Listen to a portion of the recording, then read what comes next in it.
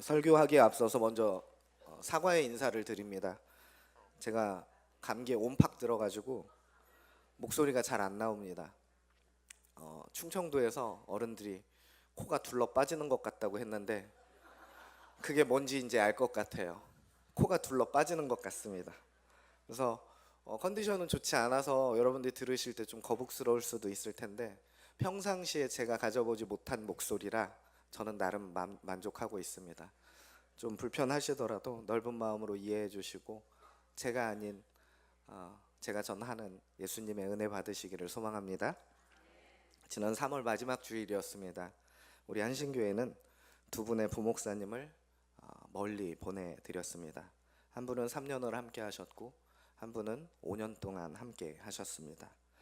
유아사리를 받았던 그 어린아이가 어느덧 초등학생이 되었습니다. 그 시간을 함께 지켜본 분들입니다. 매주 같은 자리에서 예배드리고 1층 로비에서 인사를 나눴었습니다. 같은 부서를 섬겼고 이름을 부르고 얼굴을 마주한 시간이 3년 그리고 5년이었습니다. 그날 예배가 어땠는지를 말하거나 그분들의 사역이 어땠는지 평가하려는 그런 시간은 아닙니다. 제가 나누고 싶은 건 한 가지입니다. 그 순간 우리가 어떤 감정을 느꼈는가 하는 것입니다. 바로 보낸다는 것의 무게에 대해서 조금 생각해 보는 그런 시간이 아니었을까 싶습니다. 마지막 인사를 나누며 손을 오랫동안 붙잡고 놓지 못하는 분들이 있던 것을 제가 기억합니다. 어떤 분들은 보내고 싶지 않았을지도 모릅니다. 그럼에도 불구하고 그분들을 보내야만 했습니다. 이 감정 아마 저뿐만 아니라 여러분들 역시 낯설지 않을 것 같습니다. 우리 삶 곳곳에 이 보냄이 그리고 헤어짐이 있기 때문에 그렇습니다. 예를 한번 들어볼까요? 자녀를 유학 보내는 부모님이 계십니다. 짐을 싸는 며칠 동안은 평소보다 말수가 줄어듭니다. 공항으로 가는 차 안 라디오 소리만 정막 가운데 흐르고 있습니다. 출국장 앞에서 사랑하는 아들을, 사랑하는 딸을 마지막으로 안아줍니다. 아이는 야속하게도 뒤를 돌아보지 않고 걸어갑니다. 부모는 그 등이 사라질 때까지 출국장을 떠나지 못합니다. 이미 그 시간을 다 지나오신 분도 계실 수 있습니다. 자녀를 다 떠나보내고 이제 집이 조용해진 분들이 있을 수 있습니다.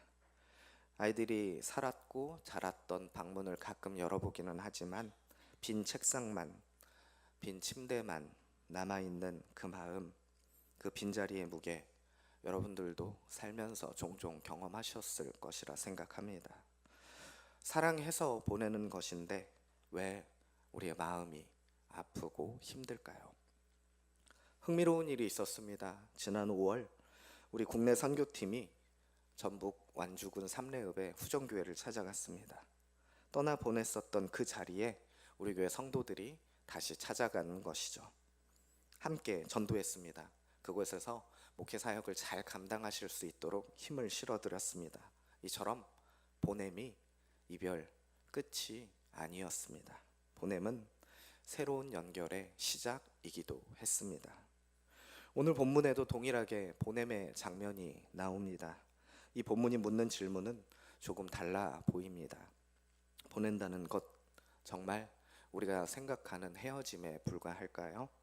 아니면 우리가 아직 모르는 다른 무엇이 그 안에 숨겨져 있을까요? 오늘 읽은 본문을 한번 떠올려 보시기 바랍니다. 제자들은 문을 걸어 잠갔고 숨어 있었습니다. 두려움 때문이었습니다. 그들의 스승이 비참하게 죽임당했습니다. 그들을 보내셨던 그분이 십자가에서 아무것도 하지 못하는 것 같은 그런 모습으로 죽으셨습니다. 보내심을 받았던 사람들이었습니다. 그런데 이제 보낼 사람도 갈 곳도 없어졌습니다.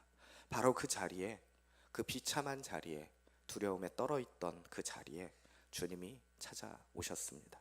평강을 2번 선포하셨습니다. 그리고 말씀하십니다. 아버지께서 나를 보낸 것 같이 나도 너희를 보내노라. 아멘. 여기서 보내신다라는 말, 어딘가로 이동시킨다는 그런 말이 아닙니다. 이 말에는 권위와 신뢰가 담겨 있습니다. 누군가를 보낸다는 것은 그 사람에게 자신의 이름을 맡긴다는 것을 의미합니다. 대사가 본국 정부를 대신해서 외국에 파견되듯이 보냄을 받은 자는 보낸 분을 대신하여 그 자리에 서게 됩니다. 예수님께서 우리를 보내셨다는 말은 우리가 예수님의 이름을 가지고 예수님을 대신해서 그 자리에 선다라는 것과 같습니다. 더 중요한 것이 있습니다. 이 보내심의 순서입니다. 아버지께서 나를 보내신 것 같이 예수님의 보내심 누가 시작하셨습니까? 바로 하늘에 계신 하나님 아버지입니다. 예수님이 스스로 선교를 기획하신 것이 아니었습니다. 아버지의 보내심에 응답하셨을 뿐입니다. 그리고 이제 그 동일한 보내심이 제자들에게까지 이어졌습니다. 신학자들은 이것을 하나님의 선교라고 부릅니다. 라틴어로는 미시오 데이입니다. 핵심은 분명합니다. 선교의 시작이 교회가 아니라는 것입니다. 그리고 사람도 아니라는 것입니다. 선교의 시작은 분명하게 하나님이십니다. 교회가 무언가를 계획하고 하나님께 도와달라 청하는 것, 그것이 선교가 아니라는 말입니다. 하나님이 이미 일하고 계심을 시인하는 것, 그리고 교회가 그 부르심에 일하심에 동참하도록 초청받았을 때 주님 제가 함께 하겠습니다 라고 순종하는 것, 이것이 바로 선교입니다. 이 보내심이 준비된 사람을 찾아서 시작되는 게 아니라는 것, 성경 전체가 보여줍니다. 모세를 떠올려 보시기 바랍니다. 미디안 광야에서 하나님께서 그를 부르셨을 때 모세 입장에서 소명을 받은 거죠. 모세는 손사래를 쳤습니다. 나는 입이 둔한 자입니다.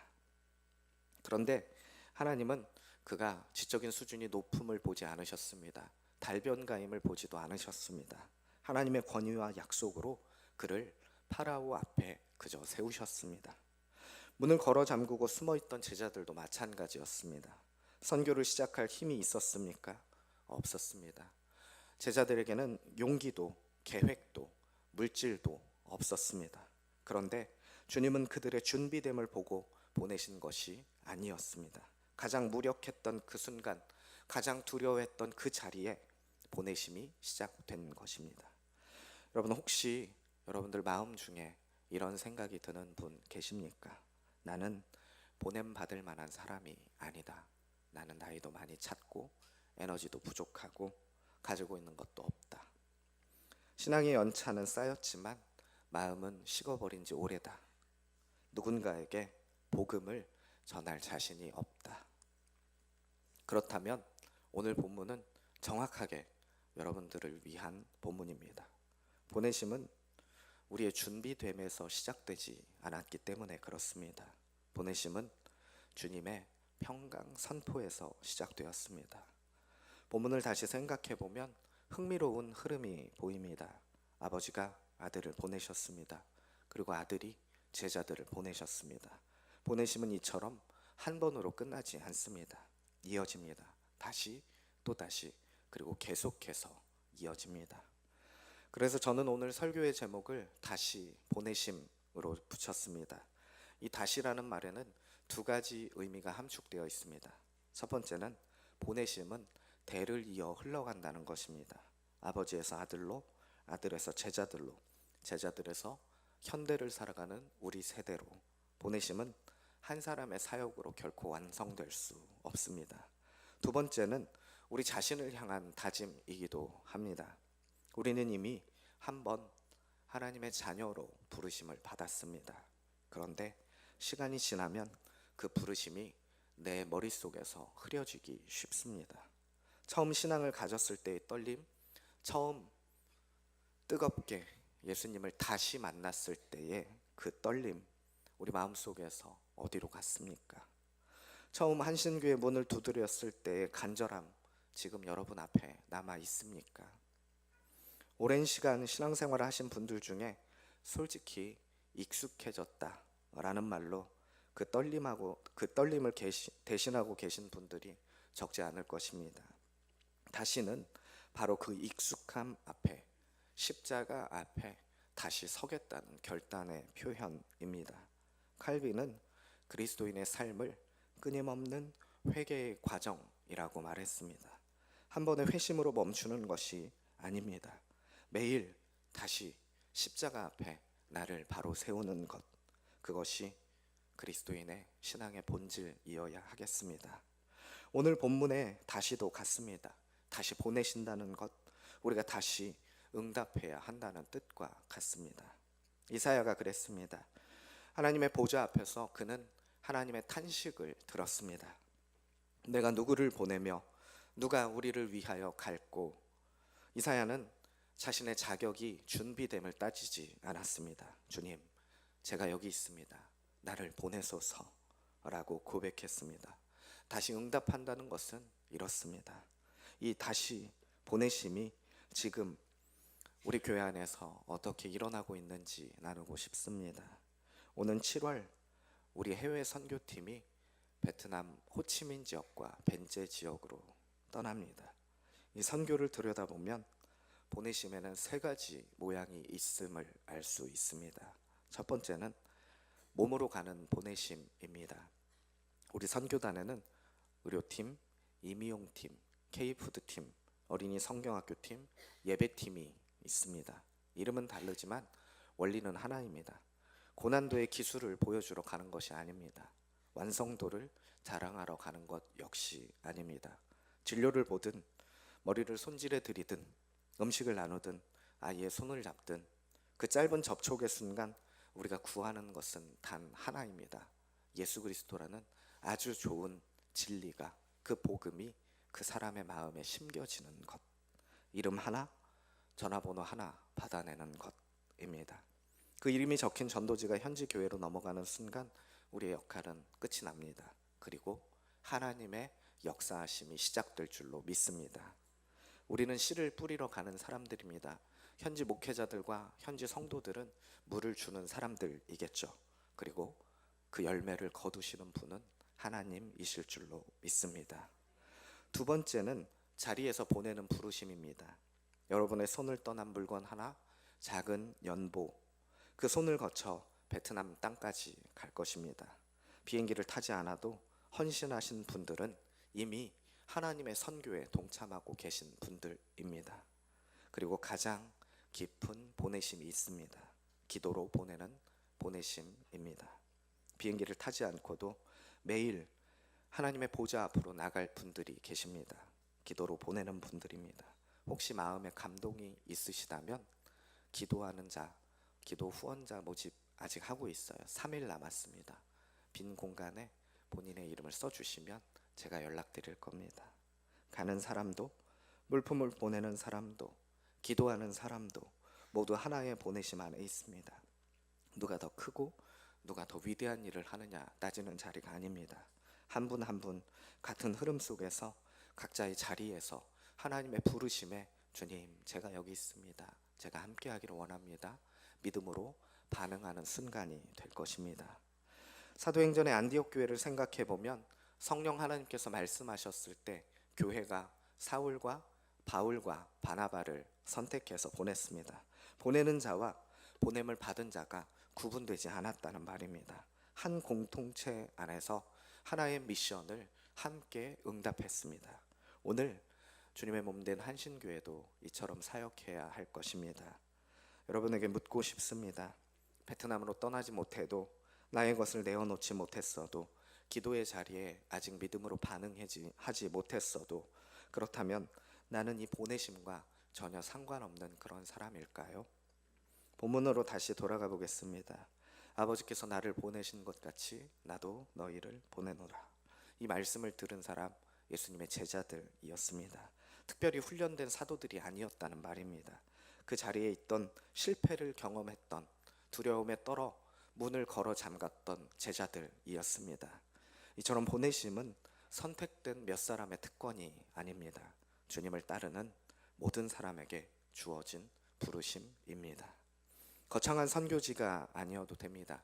자녀에게 짜증이 났을 때 짜증을 한번 마음으로 삼키고 내 안에 살아계신 예수님을 말로 드러내는 것.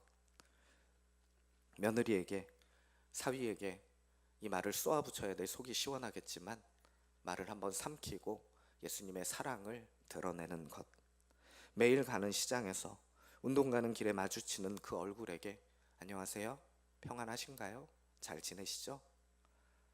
따뜻하게 건네는 인사 한마디. 이것이 여러분에게 주어진 보내심의 자리일지도 모릅니다. 문제는 우리가 이 사실을 잊어버리고 산다는 것입니다. 보내심을 받은 사람이라는 사실을 익숙한 일상 속에서 너무 쉽게 잊어버립니다. 그래서 오늘 본문은 우리들에게 묻습니다. 당신은 주님으로부터 보내심을 받은 사람이라는 사실을 기억하고 있습니까? 그리고 그 사실 앞에서 믿음으로 응답할 준비가 되어 있습니까? 성도 여러분, 지난 3월 마지막 주일 예배를 기억하십니까? 두 분의 부목사님을 보내며 우리의 마음은 아팠습니다. 그런데 그 보냄이 끝이 아니었다는 것을 우리는 지난 5월에 다시 확인했습니다. 후정교회를 찾아간 우리 국내 선교팀을 통해 보냄은 새로운 만남으로, 새로운 동역으로 다시 이어졌습니다. 김광철 목사님이 혼자 전도지를 돌리고 개인정보를 받았다고 생각해 보세요. 39번의 만남을 해야 그 39장의 전도지가 완성됐겠죠. 그런데 30여 명의 국내 선교팀이 가서 일시에 전도를 하니까 어땠습니까? 하루 만에 39장의 전도지가 완성되었습니다. 김광철 목사님은 새벽에 무릎을 꿇겠죠. 그 39명의 이름을 놓고 기도하겠죠. 낮에 그분들에게 전화해서 그리스도의 복음을 전하시겠죠. 솔직히 고백합니다. 저 역시 이 한신교회가 아닌 이전 교회에서 한신교회로 옮길 때 마음이 많이 힘들었습니다. 지금은 이곳 한신교회에서의 사역이 훨씬 더 좋습니다. 그리고 행복합니다.